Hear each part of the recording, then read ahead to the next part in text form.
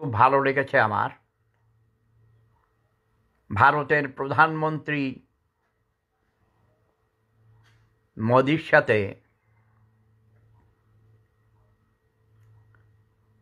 বাংলাদেশের প্রধান উপদেষ্টা নোবেল বিজয়ী প্রফেসর ডক্টর মোহাম্মদ ইউনূস সাহেব খুব আন্তরিকভাবে তারা মোলাকাত করেছেন, সাক্ষাৎ করেছেন, মত বিনিময় করেছেন। দুইজনকেই খুব হাসি খুশি দেখা গেছে।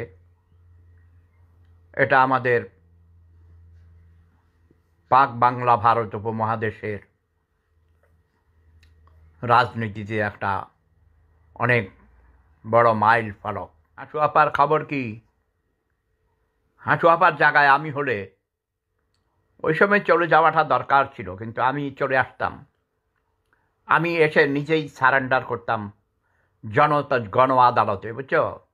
বলবো, হে জনগণ, তোমরা আমার বিচার করো।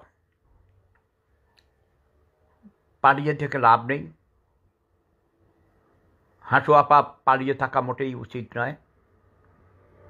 বাংলার বেশিরভাগ মানুষ হাঁটু আপাকে ভালোবাসে।